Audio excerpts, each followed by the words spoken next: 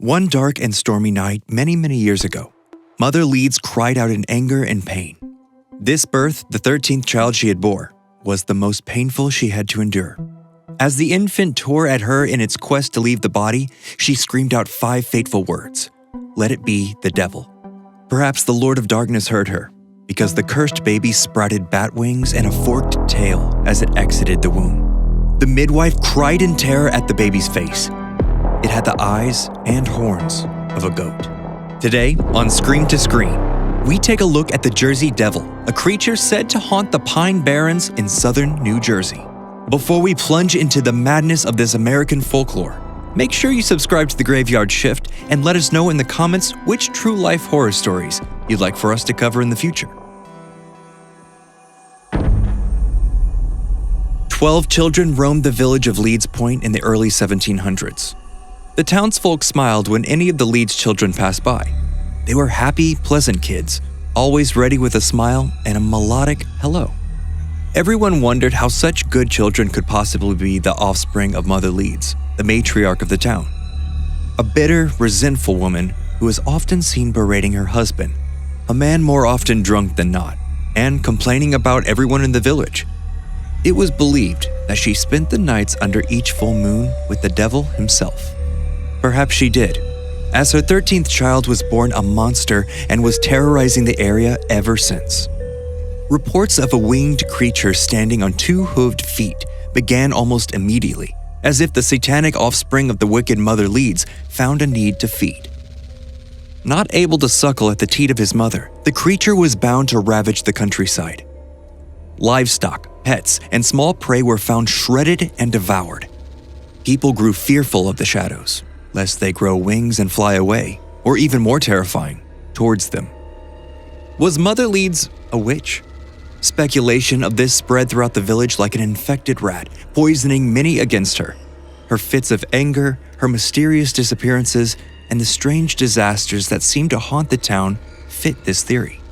Giving birth to the Jersey Devil, a winged monster able to kill and destroy at will, made perfect sense. If she was a witch, then her child was likely the cursed son of the devil, and a devil himself. Cloven feet and a goat's head, large bat wings, a forked tail, and a blood-curdling scream could easily be the product of such an unholy union. Was Leeds Point cursed? Before Mother Leeds, the land belonged to Daniel Leeds, a surveyor for the British Crown. In 1687, Daniel published astrological symbols in his almanac, symbols called blasphemous by his fellow Quakers. The more his neighbors complained, the more the publishings filled with demonology and the occult. Did he meet with Satan? Is it possible he introduced a family member to witchcraft, maybe leading her to Satan? His son, Titan Leeds, continued publishing his father's strange writings, and the almanac became so popular, it competed with another rival publisher, Ben Franklin. Franklin published a prediction of Titan's death, starting a war of words. He continued his battle claiming that Titan had indeed died, and it was his ghost printing the almanac.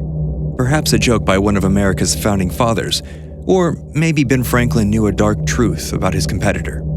Titan began to post his family crest on his almanac, a bat-winged, dragon-like creature standing on 2 legs. Commonly called a werven, the crest seemed almost identical to the Jersey Devil. Was there a history of monsters in the Leeds family? Or was this image just a spark that grew into a legend? Did Ben Franklin help create a monster, or did he merely call it out in the open? After a different beast, a human monster named Napoleon Bonaparte was defeated in his conquest of Europe, his brother Joseph Bonaparte fled France and purchased an estate in New Jersey. It was here, in 1820, that Joseph claimed to have seen the Jersey Devil while on a hunting trip. 20 years later, local livestock was found ripped apart by some creature, a creature whose horrid screams could be heard miles away and who left nothing behind but corpses and odd tracks. On May 7, 1909, the local paper, The Press, wrote the story of Captain Doughty, an experienced fisherman who claimed to have fought the Jersey Devil while he fished off Rum Point near Atlantic City. Returning after a successful haul, his boat loaded with fish, the captain was attacked by the winged creature. Using his oar as a weapon, the terrified fisherman lashed out, swinging his oar back and forth, hitting the flying beast several times until it flew away with a screech. When he told his tale, he made sure to say that he almost didn't survive the battle. Was the Jersey Devil simply hungry for fish, and a boat filled with them made the creature bold enough to attack? Or was it really the sea captain the beast was after in the first place, hungry for the taste of human flesh? Whatever the answer, the captain had a torn coat and bruised arms as proof of the attack. But at least he still had his life. So many reports. But why? Why would such an unholy creature haunt New Jersey? Doesn't New Jersey have enough tragedy without supernatural ones adding to them? It may be that the land holds a power beyond that of mortal imagination.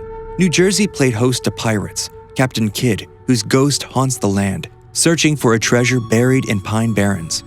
Warren County has a road called Shades of Death Road, where people have seen the dead walking in the frequent mists. And a sea serpent was first spotted in Lake Hopatcong in 1894. A black dog with glowing eyes haunts the land. Thought to be the pet of the devil, black dog legends in Europe tell that to see the hound means death is coming. But the New Jersey black dog seems peaceful, maybe curious, at least so far. Ghosts and demons seem to choose this land, and tragedy haunts the original colony of the United States. The Nixon Nitration Works explosion of 1924 that entirely destroyed the town of Nixon, the Hoboken Docks fire of 1900 that killed more than 300 people, and, of course, the famous Hindenburg disaster of 1937. Is the land cursed, inviting bad luck and bad spirits? Is the Jersey Devil a natural product of a land filled with darkness?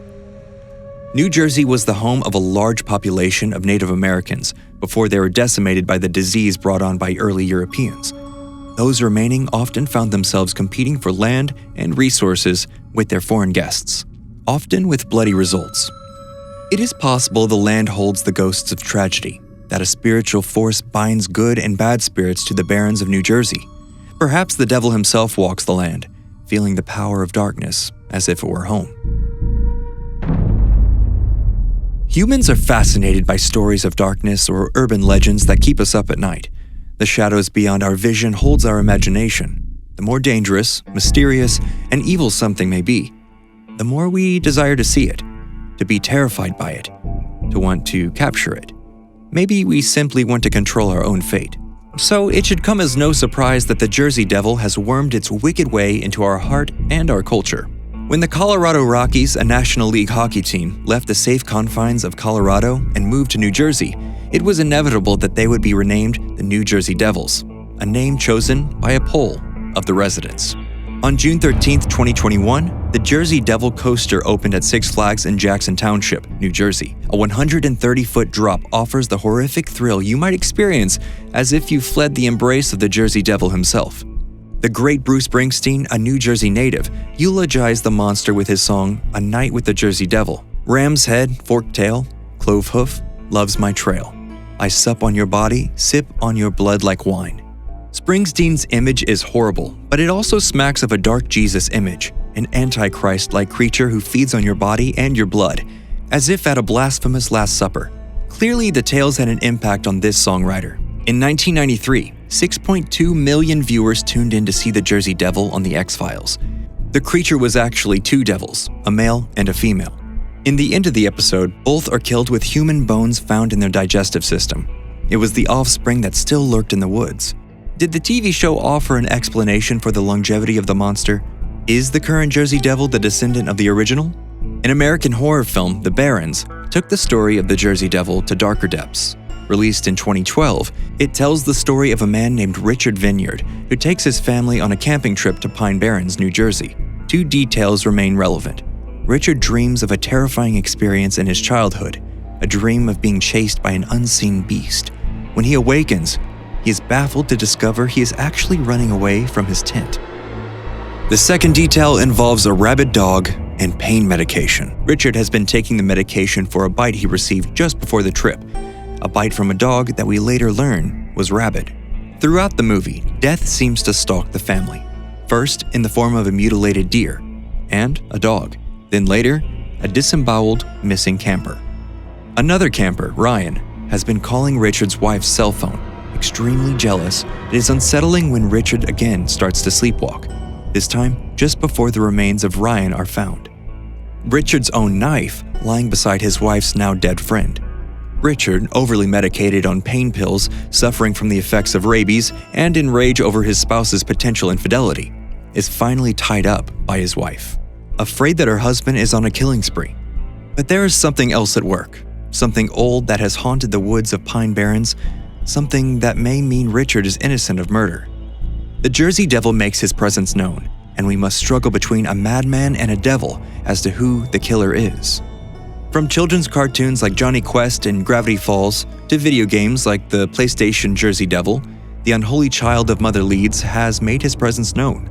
Perhaps the devil lays in wait, and a simple trip to the Garden State may be a fatal mistake.